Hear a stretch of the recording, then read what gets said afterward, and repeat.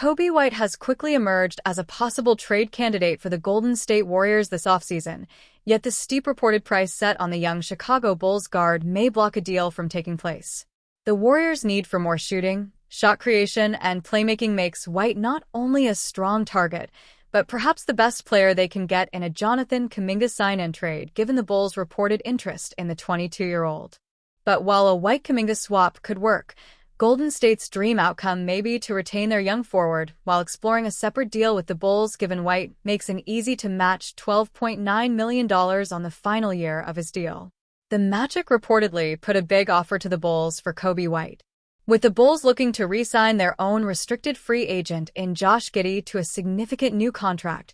There's growing speculation that White could be available this offseason before he's due for his own enormous pay rise. The Warriors will be far from the only team interested in White if he does become available, with reports already that the Orlando Magic presented a strong offer to the Bulls prior to their blockbuster trade for Desmond Bane last week. According to the Locked On Bulls podcast, Orlando offered Cole Anthony, Jonathan Isaac, and 2 first-round picks to Chicago for the 25-year-old.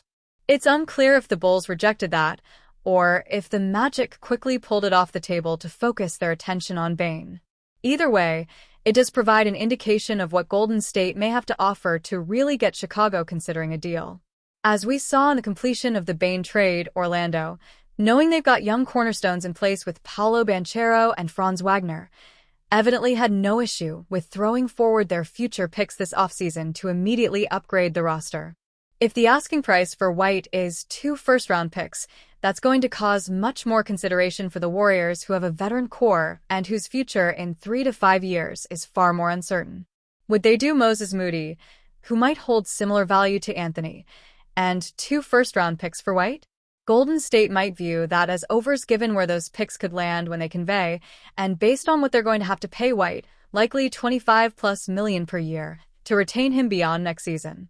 Few would be arguing that flipping Moody into White would be a strong move for the Warriors to make this offseason, but the question then becomes what else they'd have to add, and at what point it tips too far in the Bulls' favor.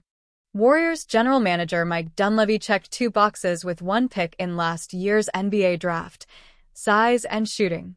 Quinton Post is a real stretch 5. He's the Warriors' first impactful 7-footer since Andrew Bogut's second stint, or JaVale McGee before that. The big difference is that Post led the Warriors in 3-point percentage as a rookie. Steph Curry shot 39.7% from 3 on a league-leading 11.2 attempts per game, and Post was just a bit better at 40.8%. His 3-point shot at 7 feet is a true game-changer. Shooting and size might again be the Warriors' 2 biggest needs this offseason. Combining the 2 like they did with Post also might be Dunleavy's hope again in this year's draft at number 41 overall, but he surely understands this year's crop is considered much deeper in guards and wings than bigs. The Warriors would love to find a young, cheap shooter they can rely on as a rookie.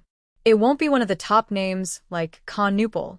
Madness would have to happen for March star Walter Clayton Jr. to be available. The names below are ranked around 35 to 50 on most big boards and mock drafts. Here are 5 shooters that can make sense for the Warriors with the number 41 pick. Koby Brea, SG/SF, Kentucky. As a sophomore, Brea shot 42.3% behind the 3-point line. That somehow was the 3rd best 3-point shooting season of his college career. So yes, Brea is a problem from long distance. Brea spent his first 4 years lighting it up for Dayton, where he was a 2-time Atlantic 10th Sixth Man of the Year. He first won the award in his sophomore season when he averaged 8.1 points per game and shot over 42% from 3 on 149 attempts. Brea's 3-point percentage dropped to 37% during his 3rd season when he averaged 6.8 points, but then he was back up to 11.1 points his 4th season at Dayton to take home the title again, when he led the country with an absurd 49.8 3-point percentage. For his 5th and final act, Brea transferred to Kentucky, where he averaged a career-best 11.6 points per game last season. His ability to bury teams from deep continued in the SEC, too. Brea led the conference with a 43.5 3-point percentage on 5.9 attempts per game. He's 6 foot, 7 with shoes on, and could be an instant contributor and shooting specialist as a rookie. Chaz Lanier, SG, Tennessee. Like Brea, Lanier was a transfer who made a huge impact in the SEC last season. Lanier started only 18 of the 72 games he played during his first 3 seasons. Then, in his 4th year at North Florida, he made a huge leap by starting 30, one of the 32 games he played. Lanier that season averaged 19.7 points with shooting splits of 51/44/88, just missing out on a 50/40/90 season. His 44.0 three-point percentage led the A-10 on 7.5 attempts per game. Tennessee sure was happy to add him in the transfer portal for a 5th season. In Lanier's 1 season as a Vol, he was named All-SEC Second Team and Wooden All-America First Team, while averaging 18 points with a 39.5 three-point percentage on 8.2 attempts per game. Lanier isn't a standstill shooter and could be a quick catch-and-shoot threat. He has a 6'9" wingspan and impressed with a 39-inch max vert at the Combine. Tamar Bates, G, Missouri. Bates was part of the Warriors' first round of pre-draft workouts, and it's easy to see why they'd want an early look. He fits the mold of an experienced 4-year college player, and at 6'5" with a 6'10" wingspan, has the size to develop into a versatile player who can contribute on both sides. The 21-year-old got better and better each year. After shooting 29.8% from 3 as a freshman at Indiana, Bates then improved to 37.4% as a sophomore, transferred to Missouri as a junior and made 38.5% of his threes, and finally made it to 39.7% beyond the arc as a senior. But when Bates struggled making threes as a freshman, he still made 83.3% of his free throws. Then, for 2 straight seasons, Bates shot 92.6% from the free throw line. As a senior, he led the entire NCAA with a 94.6% clip, going 87 of 92 on the season. Bates had a 50.8 field goal percentage to close his college career, and over the last 2 seasons had 50.2/39.2/93.6 shooting splits. Eric Dixon, PF, Villanova. If the Warriors want to add offense through the draft, look no further than Dixon. What else he'll do at the next level and at what exact position remains a guess. Dixon is already 24 years old and will turn 25 in late January. He redshirted his first year at Villanova and then played 5 seasons for them. That puts him in the same high school class as James Wiseman. Dixon will have to hope for much better luck than the former Warrior. Though he was all Big East in each of the last 3 seasons, everything came together for Dixon in his farewell tour. Dixon became Villanova's all-time leading scorer in a season where he was the NCAA's scoring leader at 23.3 points per game. He did so at 6'8" and 260 pounds, taking over 7 three-pointers per game and connecting 40.7% of the time. Dixon worked out for the Warriors on Tuesday, and his combination of size, shooting, and scoring makes him an intriguing prospect, especially as a trade-back option. John Tunge, SF, Wisconsin. Between 6 years and 3 schools, Tunge's college days finally are behind him.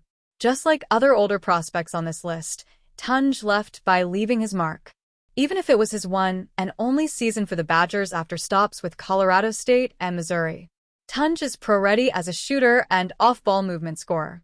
As a super-duper senior, 6 years, Tunge barely missed being one of the 20 players to average 20 or more points. He finished at 19.6 points as a second-team consensus All-American. Of course, his ability to hit a long ball is partly why he's on this list. Tunge last season had a 38.8 three-point percentage on 6 attempts per game and shot 42.1% on catch-and-shoot threes. But his understanding of constantly cutting, relocating, and staying on the move makes him a possible seamless fit for Steve Kerr and the Warriors. The Golden State Warriors enter the offseason with one key decision to make regarding one of their young players. That player is Jonathan Kuminga, who is set to be a restricted free agent this summer. With Kuminga falling out of Steve Kerr's rotation at the end of the season, his future in Golden State is uncertain due to his decreased role.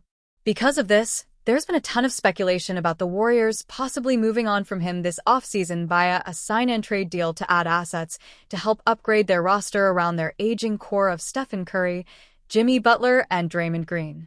So far, there have been many teams linked to Kuminga, including the Brooklyn Nets and Chicago Bulls, but another joined the picture on Sunday. According to Ball Report on X, Kuminga has been linked to the Miami Heat, and it would not be a surprise if he is open to going to Miami this offseason. Of course, the Heat were unable to land Kevin Durant from the Phoenix Suns as he instead found his way to the Houston Rockets in a blockbuster trade on Sunday.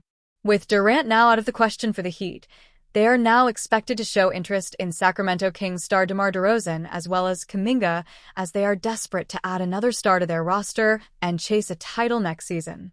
Kuminga would be a solid fit in Miami next to Tyler Herro and Bam Adebayo, as he would be able to have an increased role on the offensive side, which is exactly what he needs due to his playstyle. Despite this, the Heat may be unwilling to work on a sign-and-trade deal with the Warriors for him, especially with them not wanting to offer the Suns any of their young players or draft capital in trade talks for Durant. Because of this, it is likely that another team like the Nets or Bulls could outbid the Heat for Kuminga as long as the young forward wants to move on from Golden State.